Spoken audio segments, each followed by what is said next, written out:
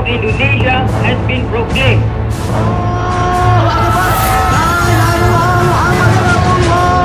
Indonesia merdeka! Indonesia merdeka! Di bawah cengkraman penjajahan Belanda, ekonomi bangsa ini dipelintir menjadi alat penindasan. Perdagangan dimonopoli, industri dikuasai, rakyat kecil dijadikan kuli di tanahnya sendiri.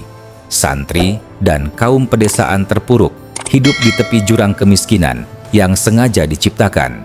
Namun, dari pusaran nestapa itu, Kiai Haji Hashim Asy'ari bangkit.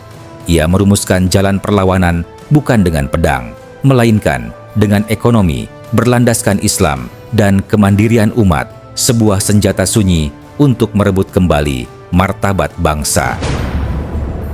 Tahun 1918, di tengah cengkraman kolonial yang menguasai urat nadi perdagangan bangsa, Kiai Haji Hashim Asy'ari bersama Kiai Haji Wahab Hasbuloh menyalakan bara perlawanan ekonomi.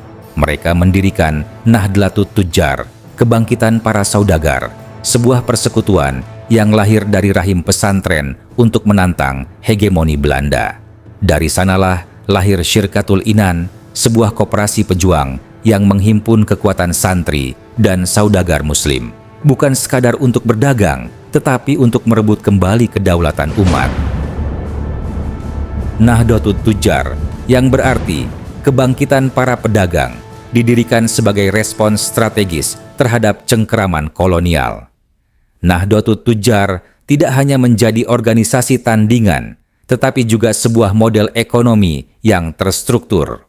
Organisasi ini beroperasi sebagai perserikatan atau serikat yang berfungsi menampung para petani dan pengusaha muslim. Model ini kemudian diwujudkan dalam bentuk perusahaan yang dinamai Syirkatul Inan Limurabahati Ahlit Tujjar, yang merupakan bentuk koperasi perintis.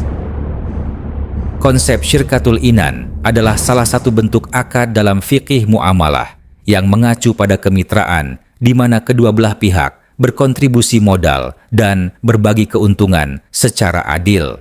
Model ini diimplementasikan dengan rincian pembagian keuntungan yang sangat adil. 40% untuk pegawai, 15% untuk pemilik modal, 25% untuk menambah modal, 5% untuk juru komisi, dan 15% untuk Jam'iyah Nahdlatul Ulama. Pembagian yang terstruktur ini merupakan wujud nyata dari prinsip keadilan, al-adalah, yang menjadi pilar ekonomi umat. Kiai Haji Hashim Asy'ari bukan sekadar melontarkan seruan ekonomi umat dari mimbar. Ia turun langsung ke gelanggang, membuktikan kata dengan perbuatan. Di lahan pertanian, beliau berdiri bersama para petani yang diperas kolonial, membangun aliansi ekonomi, dan mengajarkan cara bertani yang adil, bebas dari eksploitasi. Di bidang peternakan, ia mengembangkan tambak ikan, unggas, hingga beternak kambing. Bahkan, ia tak segan berdagang besi tua untuk menopang ekonomi umat. Namun, semua itu bukan untuk dirinya. Setiap tetes keringat, setiap rupiah hasil dagang, semuanya diarahkan demi tegaknya pesantren, demi pendidikan santri, demi berkibarnya dakwah Islam.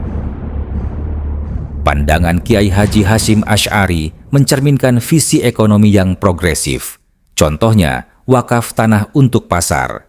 Dikisahkan, beliau mewakafkan tanah untuk pembangunan pasar di Jombang sebagai potensi ekonomi komunitas, sebuah gagasan modern yang melihat pasar sebagai ruang pertumbuhan umat.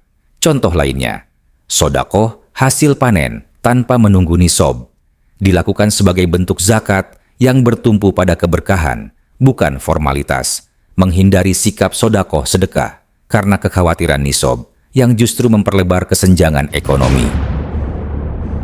Pemikiran ekonomi Kiai Haji Hashim Asy'ari adalah produk dari visi perjuangan yang holistik, berakar pada etika spiritual, dan termanifestasi dalam gerakan sosial kelembagaan. Beliau melihat ekonomi sebagai alat untuk mencapai kemandirian dan kedaulatan umat, yang merupakan prasyarat mutlak bagi kesejahteraan dan keadilan sosial.